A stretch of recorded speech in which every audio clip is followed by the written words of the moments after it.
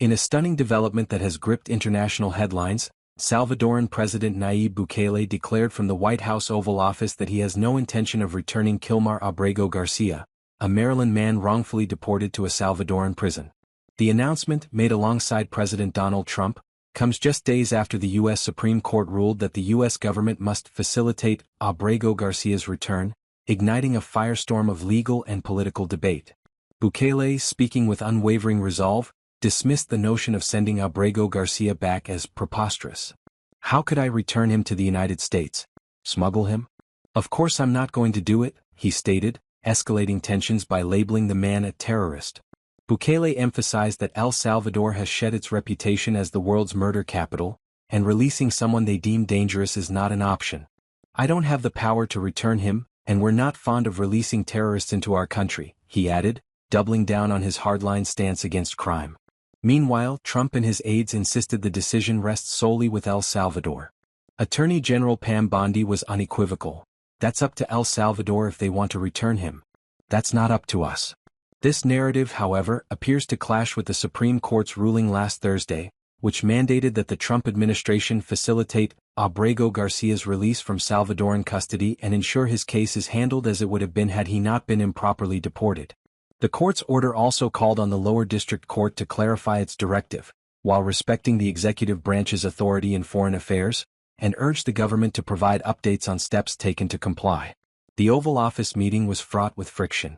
Trump, visibly irritated by questions from CNN reporter Caitlin Collins, lashed out at the network, demanding, "How long do we have to answer this question from you? Why don't you just say, 'Isn't it wonderful that we're keeping criminals out of our country?'"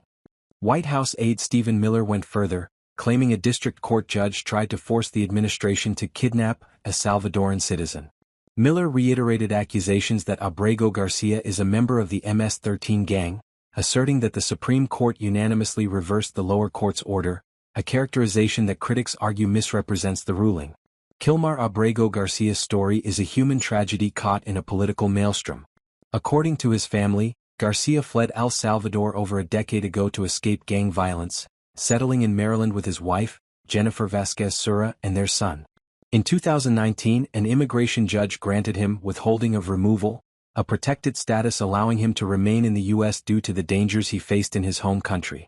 Yet, on March 15, Garcia was detained by IC agents in a targeted operation and deported to El Salvador, where he now languishes in the Centro de Confinamiento del Terrorismo, CECOT, a maximum security prison notorious for housing alleged gang members.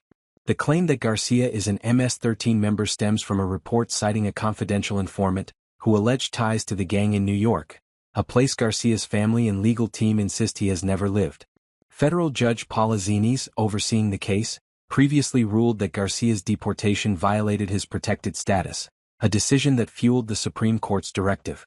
Yet, Trump administration officials have focused narrowly on parts of the ruling, with Bondi suggesting the court only requires the U.S. to provide a plane if El Salvador agrees to release him. The controversy has drawn sharp rebukes from lawmakers.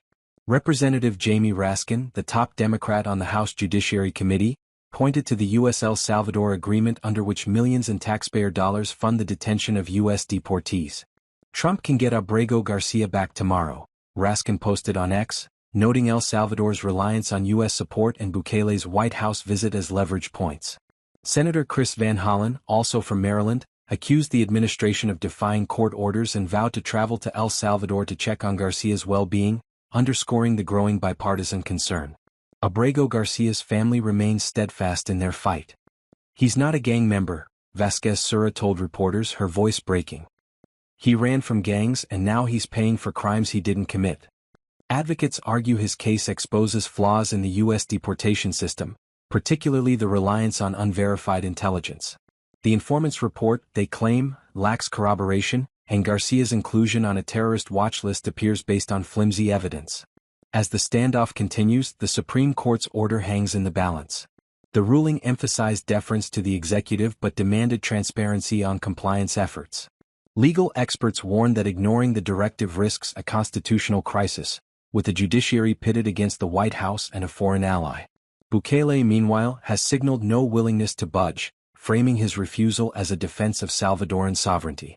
The saga of Kilmar Abrego Garcia has become a lightning rod for broader debates over immigration, justice, and international relations. With a Maryland family torn apart, a Supreme Court order in limbo, and two presidents at odds with the courts, the world watches as this high-stakes drama unfolds. Will Garcia ever return home, or will he remain a casualty of a system caught between politics and principle?